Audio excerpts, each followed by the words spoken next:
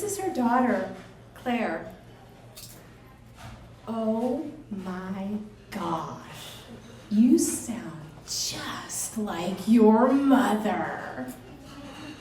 What was supposed to be nice words to an angsty teenage girl trying not to be like her mother, not always the compliment that it was intended to be. But I could not escape that I sounded just like my mother, especially on the phone. So for those of you who might be a little confused, a long, long time ago, there were houses and there was one phone in a house. And if you were near the phone when it rang, you answered it.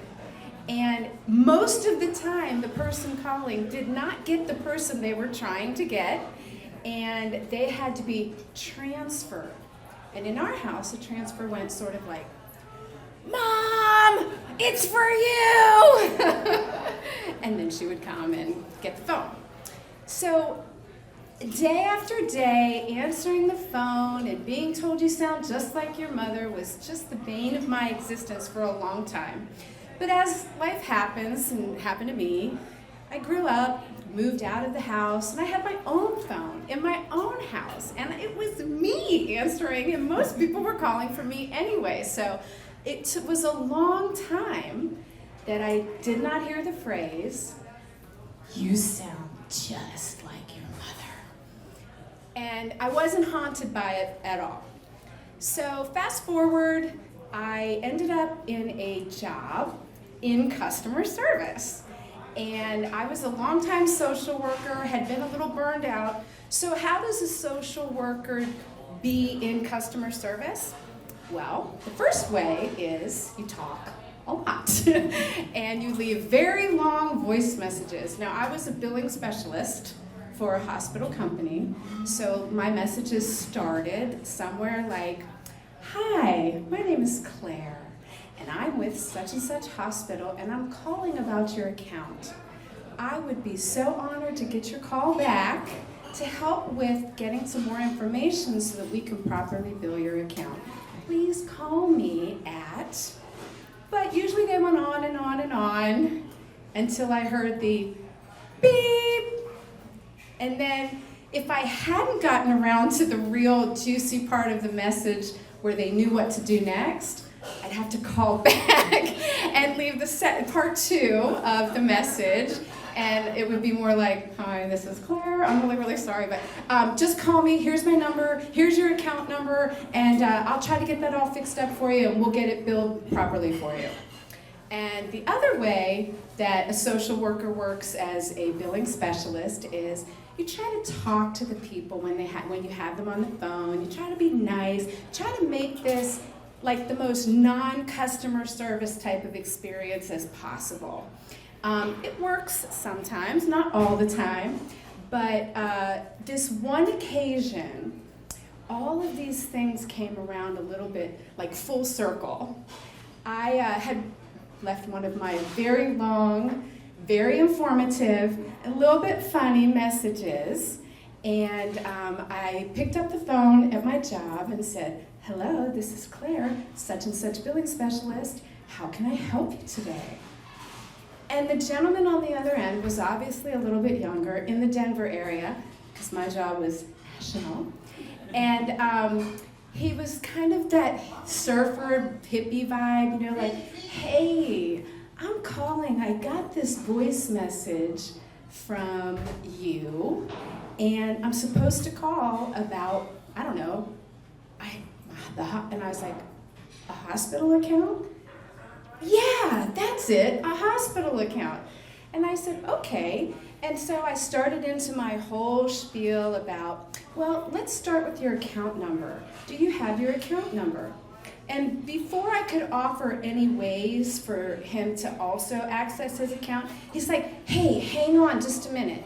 And he put me on speaker. I could tell that weird different noise that you hear. And he started to fiddle around. I heard like buttons. I heard like there's somebody talking in the background. He's like, "Yeah, I'm getting this taken care of, blah, blah, blah." And then it happened. I heard it. I heard the voicemail that I left, and it started to play. Hi, my name is Claire. I'm with such and such hospital, and I'm calling about your account today. I immediately regretted the long message that I left on that machine.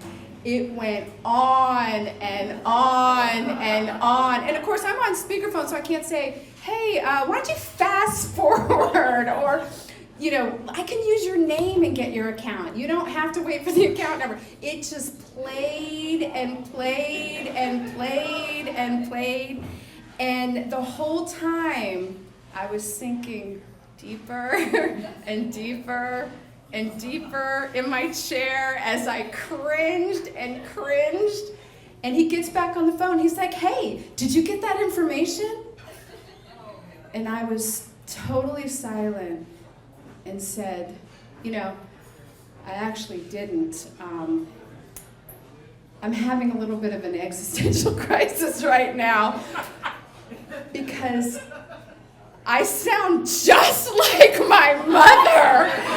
And he erupted in laughter and put the phone down again, rewound, and played the message again. Oh my God.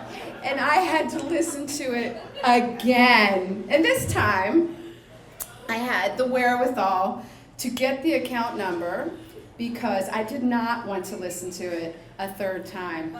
That wouldn't be good for me. So we exchanged, completed the information. He's laughing. He's asking me about he was more of a social worker than I ever dreamed of being. He was asking about my mom. Oh, is she still with us? Yeah, she's with us. Apparently closer than I really thought.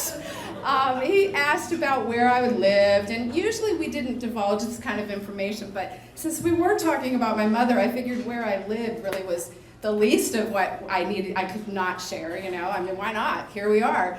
I felt like I was sort of on the couch, actually. I'm talking about my mom, I'm talking about where I lived, so we hit the weather, we did everything. Now, in customer service, what people on the other end may not know is we have a quota, and we have to have our phone calls done in a certain amount of time.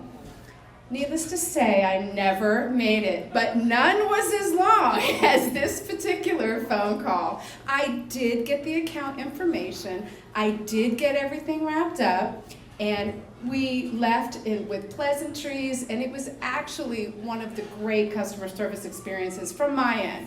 And I think I made him laugh too, which was, always a good thing to leave that way. But then, thinking about sounding like my mom and having this feeling of like teenage angst, and I was like, I really don't want to listen to any more like outgoing messages of mine or anything like that. So I had to sort of change my script.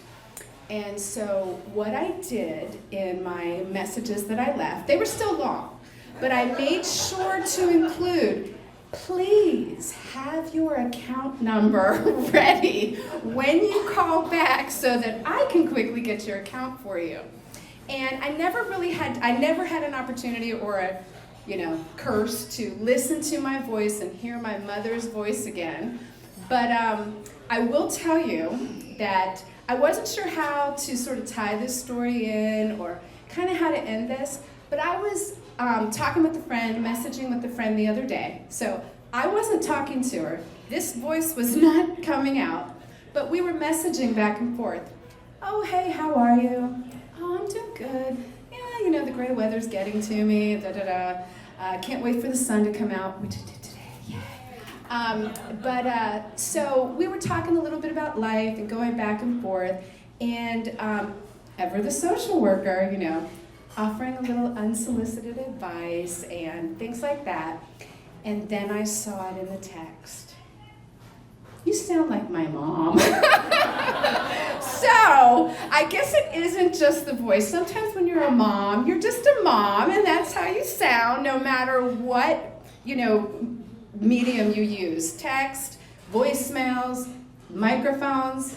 I'm pretty sure that I'm sounding just like my mom right now.